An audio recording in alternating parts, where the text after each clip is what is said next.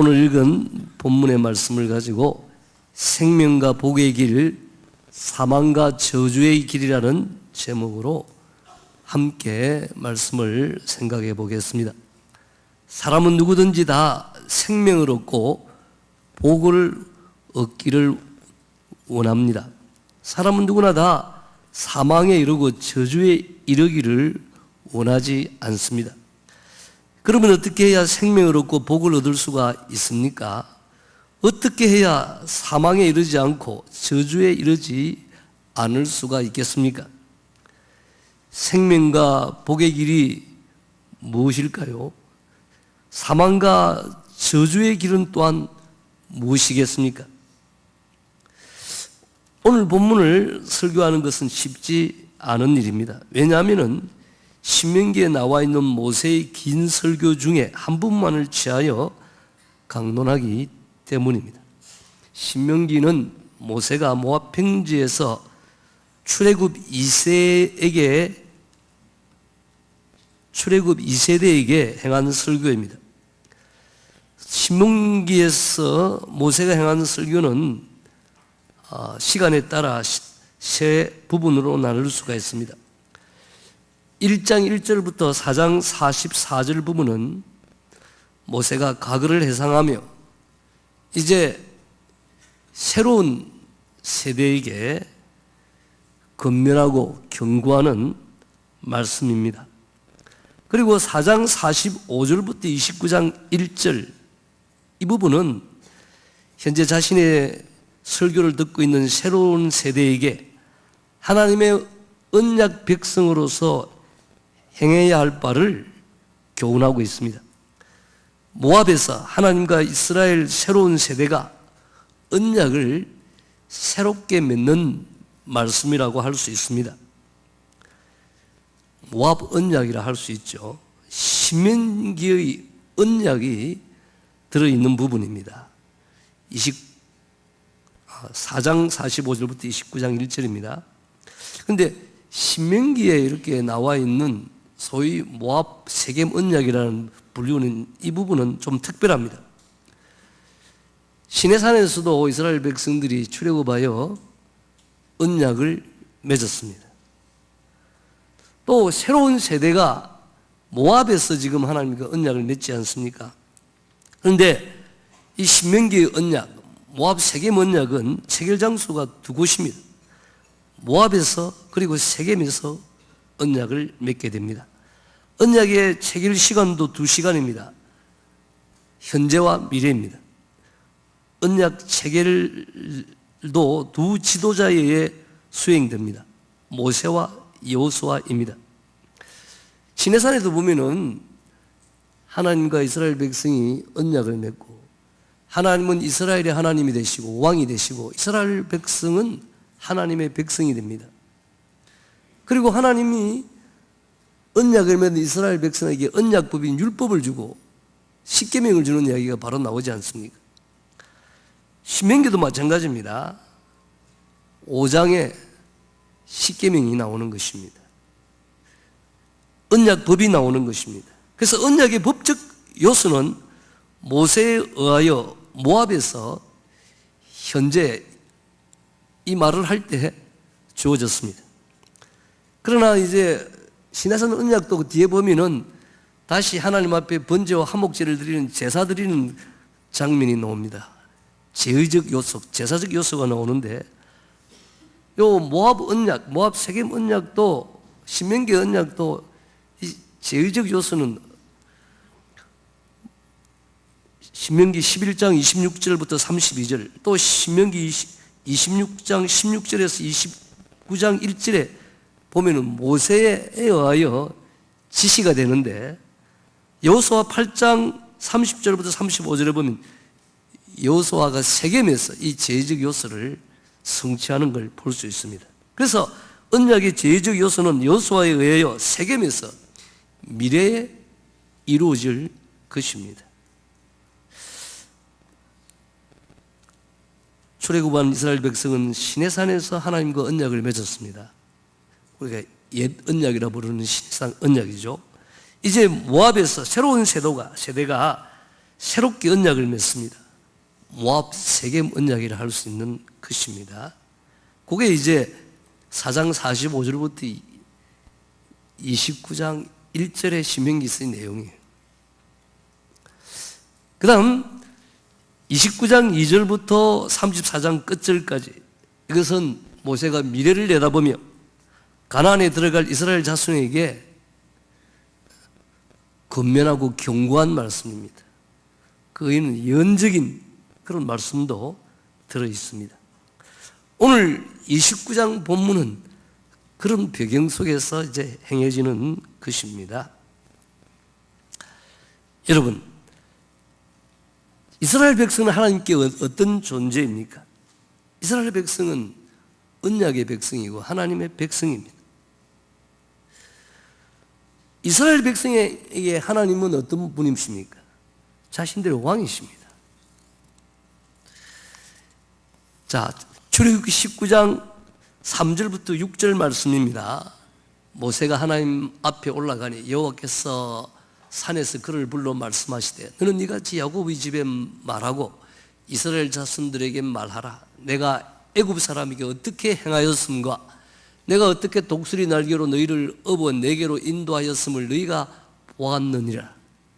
세계가 다 내게 속하였나니 너희가 내 말을 잘 듣고 내 언약을 잘 지키면 너희는 모든 민족 중에서 내 소유가 되겠고 너희가 내게 대하여 제사장 나라가 되며 거룩한 백성이 되리라.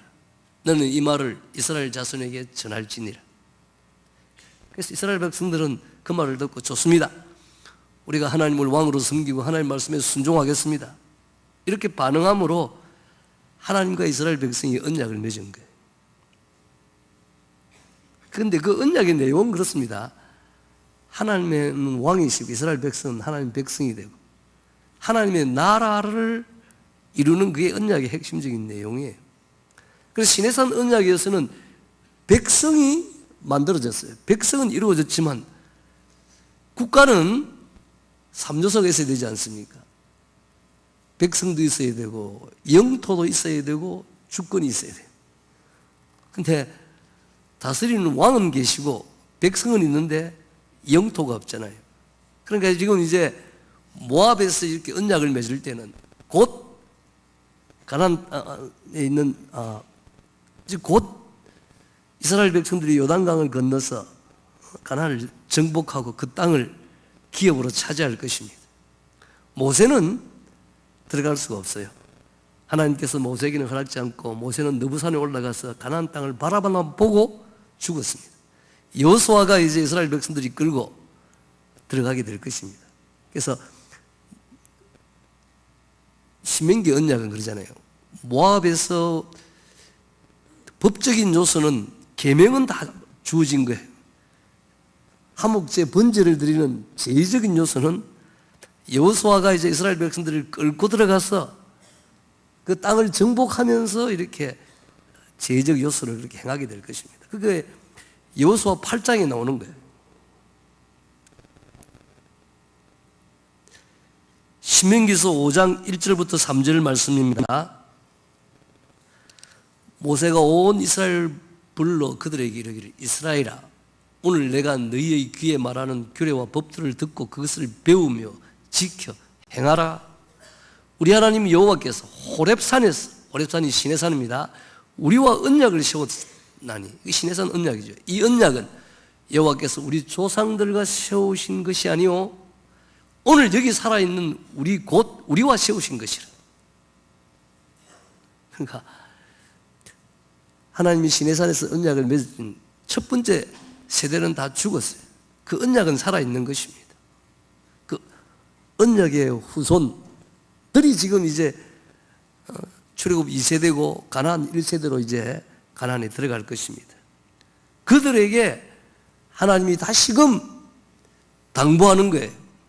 그 5장에 여러분 십계명이 나옵니다. 십계명이 어디 있냐 이렇게 물어보면 성경이 어디 있냐 이렇게 물어보면 성경책 제일 뒷표지에 있다 이렇게 생각하는 사람 거기도 있습니다만 성경에는 출애굽기 20장에 십계명이 있는 거예요. 신명기 5장에 있는 것입니다. 계명과 규례는 다 언약 백성이 어떻게 살아야 될 것인가 하는 그러한 명령인 것입니다. 언약법이에요. 그러니까 하나님을 왕으로 섬기는데 하나님은 어떻게 다스리시는가? 하나님도 법으로 다스리세요. 우리나라도 헌법에 의해서 대통령이 다스리고 그러잖아요. 그러니까 하나님의 나라도 하나님의 법에 의해서 그렇게 다스려지는 거예요. 자, 신명기 26장 16절부터 19절 말씀입니다. 여러분이 신명기 26장을 이렇게 성경을 펴면은요, 26장부터 그게 이제 이 제의적인 그런 요소들이 나와요. 27장에 가면은 들어가면은 에발산에서 저주를 선언하고 또 그리스도인산에서는 축복을 선언하라 하는 그런 말들이 나오는 거예요. 그건 누가 하느냐? 여호수아가 가나안을 정복해 가지고 행하는 겁니다. 여호수아 8장에 그렇게 실제 하는 것이 나와 있어요. 자, 26장 16절입니다. 오늘 내 하나님 여호와께서 이 규례와 법도를 행하라고 내게 명령하시나니 그런즉 너는 마음을 다하고 뜻을 다하여 지키 행하라. 내가 오늘 여호와를 내 하나님으로 인정하고, 이스라엘 백성이 여호와를 하나님으로 인정하고 왕으로 인정하는 거예요. 또 그 도를 행하고 그의 규례와 명령과 법도를 지키며 그의 소리를 들으리라 확언하였고 우리가 그렇게 순종하겠습니다. 이렇게 확언하였다. 여호와께서도 내게 말씀하신 대로 오늘 너를 그의 보배로운 백성이 되게 하시고, 아까는 그의 소유, 내 소유가 된다 그랬지. 그의 보배로운 백성, 그의 모든 명령을 지키라 확언하셨느니라. 그런즉 여호와께서 너를 그 지으신 모든 민족 위에 뛰어나게 하사 찬송과 명예와 영광을 삼으시고 출애굽기에는 제사장 나라가 되게 하신다는 거예요. 그 제사장 나라가 된다는 말이 모든 민족 위에 뛰어나게 하사 찬송과 명예와 영광으로 삼겠다는 그 말이에요. 그가 말씀하신 대로 너를 내 하나님 여호와의 성민이 되게 하시니라. 성민이란 말이 거룩한 백성, 사실은 시내산 언약을 되풀이해서 지금 말하고 있는 것입니다. 그래서 하나님은 시내산에서 첫 세대와 언약을 맺었지만 모압에서 이제 그 다음 세대와 다시 한번 언약을 경신하고 새롭게 언약을 맺는 것입니다. 이 언약이 무엇인지를 알아야 돼요. 언약, 하나님 우리에게 은혜를 베푸신데 언약을 통해 은혜를 베푸시는 것입니다. 웨스트민스터 신앙고백 7장에 보면 인간과 맺으신 하나님의 언약이라는 그런 조항이 나와요. 그 제 1항만 읽어보면 하나님과 피조물의 격차는 너무나도 크기 때문에 이성적 피조물이 창조주이신 그분께 온전히 복종한다고 해도 그분께 축복이나 상급을 요구할 수 없고, 그분이 자원에 허락해 주셔야만 비로소 그것들을 얻을 수 있다. 하나님께서는 이를 언약으로 나타내기를 기뻐하셨다. 이게 무슨 말인 거죠? 가슴이 안 닿죠? 여러분, 하나님은 무한하신 분이, 우주보다 크신 분이에요. 우리는 티끌입니다. 하나님은 영원하신 분이에요. 우리는 하루살이 같은 그런 존재예요. 하나님은 전능하시지만은 우리는 벌레 같은 존재입니다. 하나님은 지혜와 지식이 깊은 전지하신 분이지만은 우리는 얼마나 어리석고 미련한지 몰라요. 하나님은 거룩하시지만은 우리는 죄인입니다. 하나님이 영광스러우지만은 우리는 보잘것없는 존재라는 걸 기억해야 돼요. 여러분, 여러분이 키우는 강아지가 주인 보고 이래라 저래라 그래 하지 않잖아요. 그냥 우리가 보고 반갑고 하니까 그냥 좋은 거 사주고 좋은 것 뭐 어떻게 해주고, 그거는 주인의 마음이에요. 하나님도 마찬가지예요. 우리가 뭘 조금 했다고 해서 하나님 복을 주십시오, 하나님 상을 주십시오, 우리가 요구할 그런 자격이 없는 거예요. 피조물이기 때문에. 근데 하나님께서 일방적으로 주권적으로 우리에게 약속을 하시는 것입니다. 그게 언약이에요. 그럼 부모가 자식에게 가끔씩 약속하지 않습니까? 제가 우리 아들 예한이에게 그때 4살인가 5살인가 야 하도 그 앞집에 사는 우리 집사님 아들이 나이가 같은데 자전거를 사가지고 돌아사니까 그거 보면서 너무 부러워하길래 야 아빠가 말이야 자전거 사준다. 그 대신에 내년 봄에 사준다. 그 약속했다가 내가 얼마나 혼났는지 몰라. 이러면 한 번씩 가다가 아빠 자전거 누가 사준다 그랬지? 내가 아빠가 언제 사준다 그랬지? 내년 봄에. 심심하면 물어보는 거예요. 안 사주면 어떻게 됩니까? 평생 아버지는 거짓말쟁이 믿을 수 없는 존재가 되는 거예요.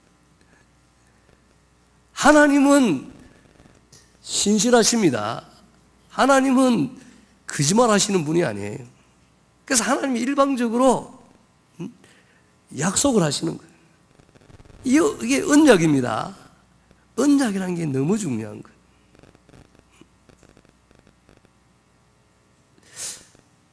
하나님께서 천지 만물을 지고 맨 마지막 날 사람을 지었어요. 이 천지 만물은 사람을 위해서 지은 거예요.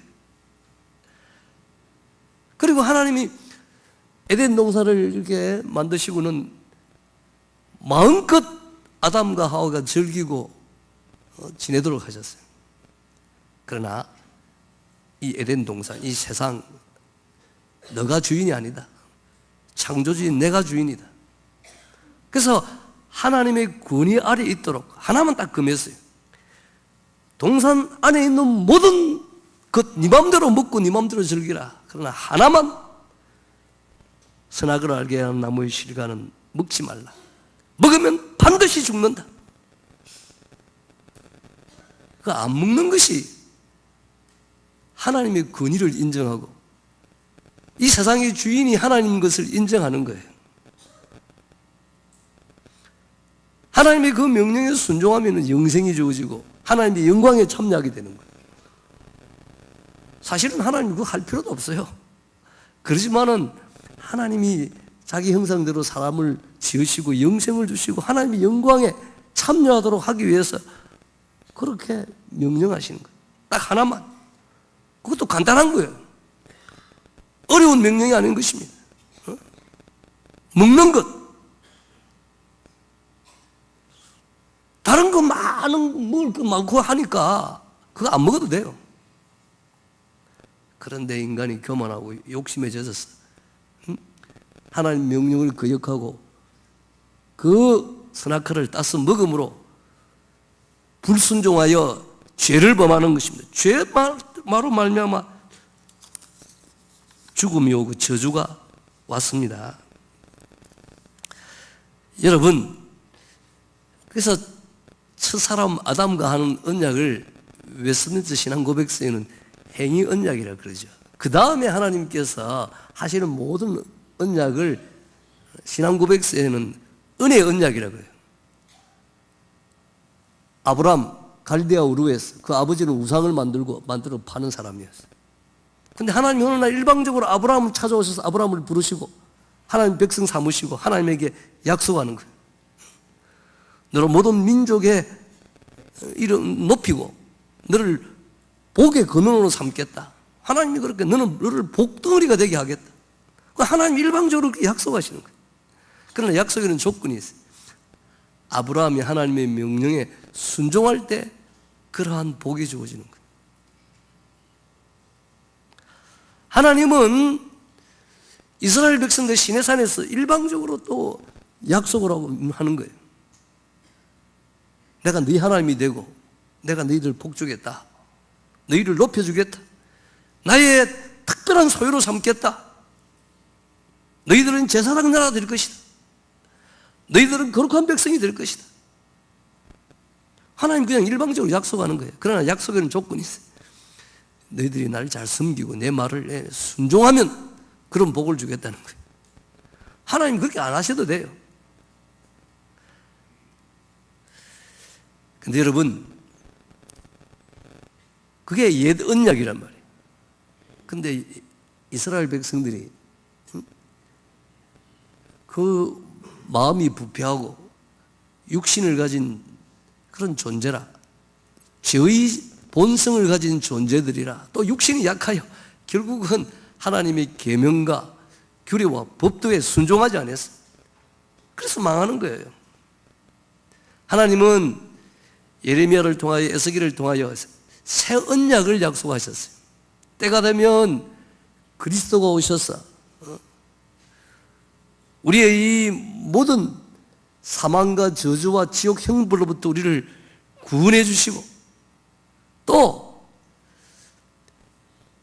하나님께서 우리 마음에 성령을 그렇게 두셔서 하나님의 법을 따라 행하도록 하셔가지고 우리로 하여금 영생을 얻고 복을 누리도록 하는 그런 새 언약을 약속하신 거예요.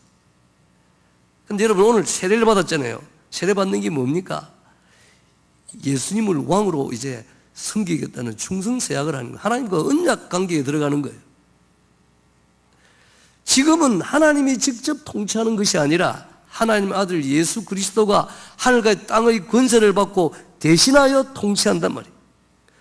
우리가 예수를 왕으로 모시고 주로 모시고 그분을 섬기고 그분의 명령에 순종하는 것은 곧 하나님께 순종하는 거예요.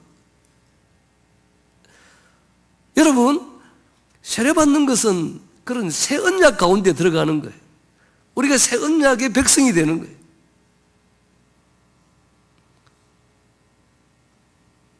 그래서 예수 믿는 우리도 말입니다, 이 하나님의 계명에 순종하는 것 중요합니다.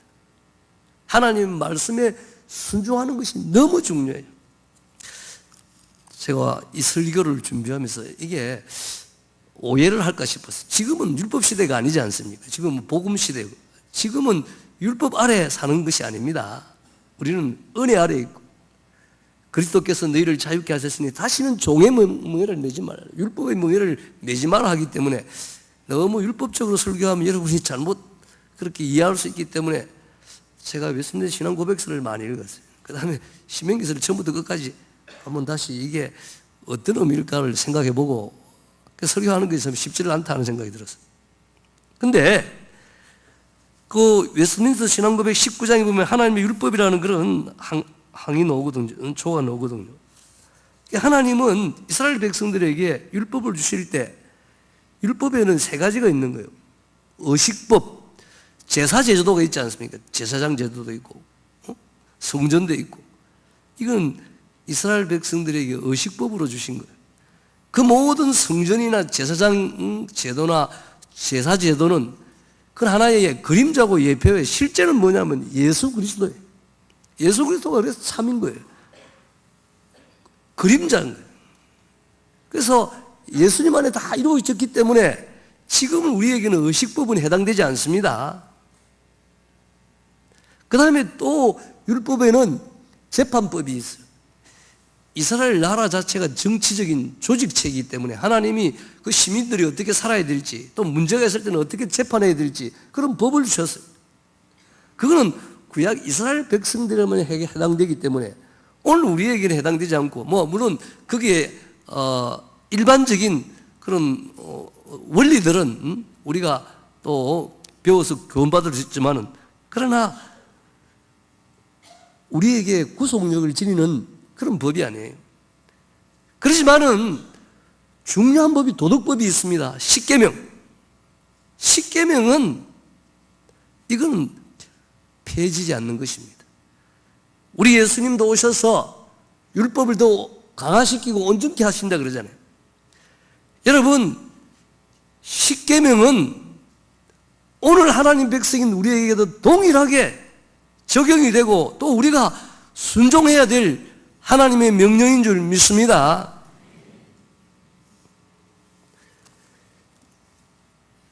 왜 이런 도덕법 십계명이 필요하냐? 십계명을 바라보면서 십계명이 거울과 같은 거예요. 우리 자신을 바라보게 하고 우리가 어떤 모습, 우리의 삶이 어떤 것인가를 깨닫고, 그래서 내가 하나님 말씀대로 살지를 못하고 계명에 순종하지 못하구나, 그러면 회개하도록 만들어주는 게 이게 십계명의 역할이에요. 우리 자신을 보게 하는 거울의 용법이 있는 거예요. 또한 이런 도덕법인 십계명은 자의 용법이 있는 거예요. 자는 이렇게 재지 않습니까? 잣대 하나의 표준이죠. 표준. 생활 지침의 용법이 있단 말이에요. 거룩한 백성인 우리 하나님의 백성이 이 땅에서 우리가 어떻게 살아야 될 것인가, 하나님께 대한 의무, 이웃 간의 관계의 의무, 이런 걸 규정해놨기 때문에 이건 오늘날도 필요한 것입니다.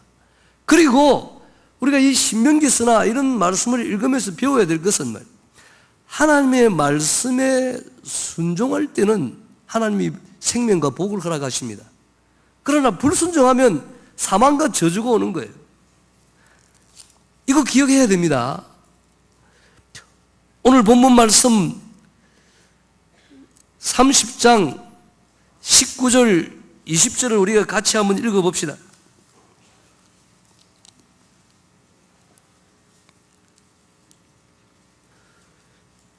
시작. 내가 오늘 하늘과 땅을 불러 너희에게 증거를 삼노라. 내가 생명과 사망과 복과 저주를 내 앞에 두었은즉 너와 내 자손이 살기 위하여 생명을 택하고 내 하나님 여호와를 사랑하고 그의 말씀을 청종하며 또 그를 의지하라. 그는 내 생명이시오 내 장수시니 여호와께서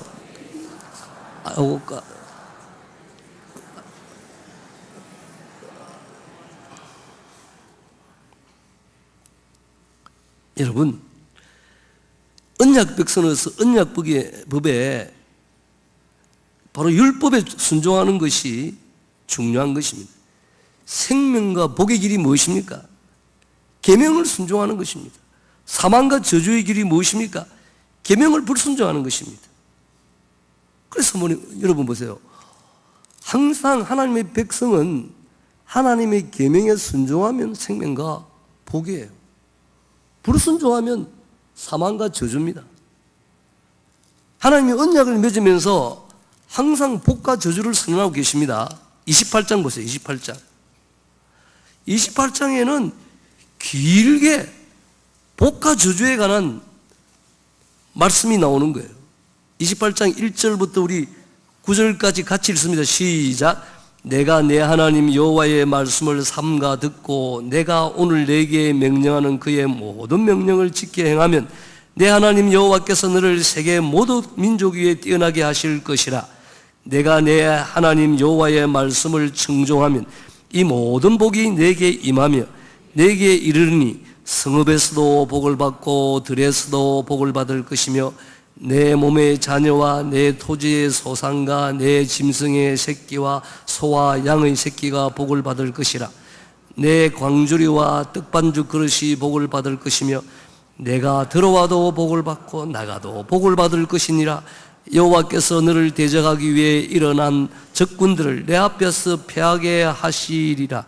그들이 한 길로 너를 치러 들어왔으나 내 앞에서 7길로 도망하리라.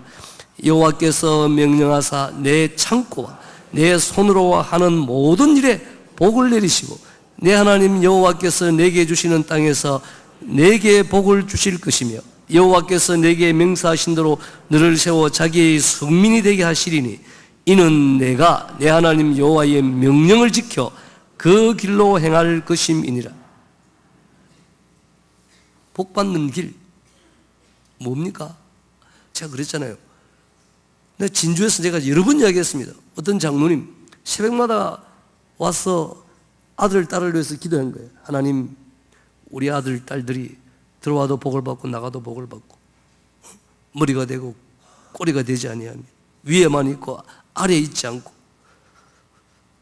구워줄지라도 꾸지 아니하는 그런 사람들이 되게 하십시오. 매일 아침에 그렇게 축복하며 기도했다는 거예요. 근데 어느 날 아침에 하나님께서 그 장로님에게 말씀하셨다는 거예요. 이 장로, 너가 하는 기도가 틀렸다. 예? 성경에 그런 복이 있는데 다시 성경을 읽어봐라. 그래서 성경을 펴놓고 28장을 읽어보니까 기도한다고 되는 것이 아니라는 걸 깨달았어요.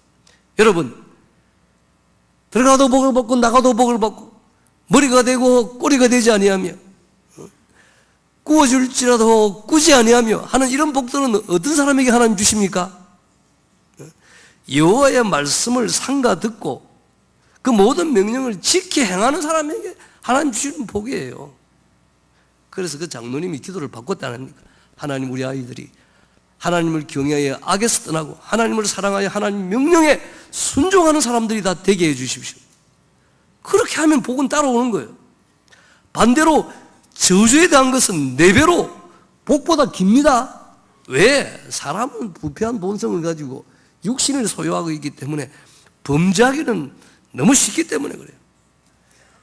15절입니다. 28장 15절부터 우리 한번 22절까지 한번 읽어봅시다. 내가 만일 내 하나님 여호와의 말씀을 순종하지 아니하여 내가 오늘 내게 명령하는 그의 모든 명령과 규례를 지켜 행하지 아니하면 이 모든 저주가 내게 임하여 내게 이를 것이니 내가 성읍에서도 저주를 받으며 들에서도 저주를 받을 것이요 또 내 강조리와 떡반죽 그릇이 저주를 받을 것이요 내 몸의 소생과 내 토지의 소산과 내 소와 양의 새끼가 저주를 받을 것이며 내가 들어와도 저주를 받고 나가도 저주를 받으리라. 내가 악을 행하여 그를 잊음으로 내 손으로 하는 모든 일에 여호와께서 저주와 혼란과 책망을 내리사 망하며 속기 파멸하게 하실 것이며 여호와께서 내 몸에 연병이 들게 하사 내가 들어가 차지할 땅에서 마침내 너를 멸하실 것이며 여호와께서 폐병과 열병과 염조와 학질과 한재와 풍자와 썩는 재앙으로 너를 치시리니 이 재앙들이 너를 따라서 너를 진멸하게 할 것일 것이야. 불순종하면 망한다는 거예요. 파멸한다는 거예요. 하나님이 치시고 멸하신다는 거예요. 저주가 임한다는 것입니다.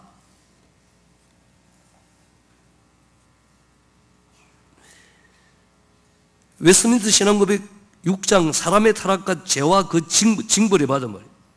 이런 말이에요. 원죄이든 자범죄이든 모든 죄는 하나님의 어려우신 율법을 범하는 것이며 율법에 반하는 것이기 때문에 본질상 죄인에게 죄책을 안겨준다. 이로써 죄인은 하나님의 진노와 율법의 저주에 넘겨져 영적이고 현세적이고 영원한 비참을 동반하는 사망에 처하게 되었다. 영적 불행, 한시적 불행, 영원한 불행, 온갖 불행이 죄를 범하고 하나님 명령에 불순종하면 따라오는 거예요. 여러분, 죄를 범하면 말입니다. 이 세상에서도 또 오는 세상에서도 죄의 책임에 따라 형벌을 받는다는 걸 잊어버리면 안 돼요. 대교리 문답 28문에 보니까 이 세상에서 받는 죄의 형벌이 뭐냐? 2가지예요. 하나는 내적 비참이고 하나는 외적 비참이에요. 내적 비참, 영적인 불행은 말이에요. 그 마음이 어두워지고 어두운 마음, 타락한 지각이 뭡니까? 하나님 앞에 버림받았구나 하는 그런 생각, 그리고 강력한 그런 어떤 미혹이 역사하는 거예요. 그러니까 신천지도 빠지고 다른 데도 가고 그렇게 하는 거예요. 강박한 마음, 양심의 공포, 비열한 욕망, 하나님 이런 것을 내버려두는, 그러니까 동성애도 하고 말이에요. 그렇게 하는 거예요. 외적 비참, 곧 외적 불응은 우리 때문에 피조물들에 임한 하나님의 저주, 죽음 그 자체와 더불어 우리 육신과 몸에 질병이 오는 거예요. 명예와 재산과 직업에 미친 모든 다른 해악들과 같은 외적인 것들이. 그리고 영원한 지옥불이 기다리는 거예요. 여러분 꼭 기억해야 됩니다. 죄가 우리가 당하는 모든 불행의 근원입니다. 죄는 모든 비참의 원인입니다. 죄는 우리에게 찾아오는 모든 저주와 죽음의 뿌리입니다. 그래서 하나님께서 말씀하십니다. 생명과 복을 택하라. 생명과 복의 길이 뭡니까? 순종하라는 거예요. 신명기서는 한마디로 34장 길게 써놨지만 순종하라. 하나님의 계명에 순종하라. 순종하라. 그 말이 전부입니다. 순종이 생명과 복의 길이고 불순종이 사망과 저주의 길입니다. 순종이 번영의 길이고 불순종이 파멸의 길인 거예요. 아내가 예수 믿고 구원받고 율법에서 자유했다. 그렇더라도 불순종하면 이 땅에 산 날 동안에 죄의 형벌과 죄로 오는 그런 영적인 비참, 외적인 비참, 불행 이런 것들을 경험하게 되는 거예요. 그래서 우리가 선택이 중요한 것입니다.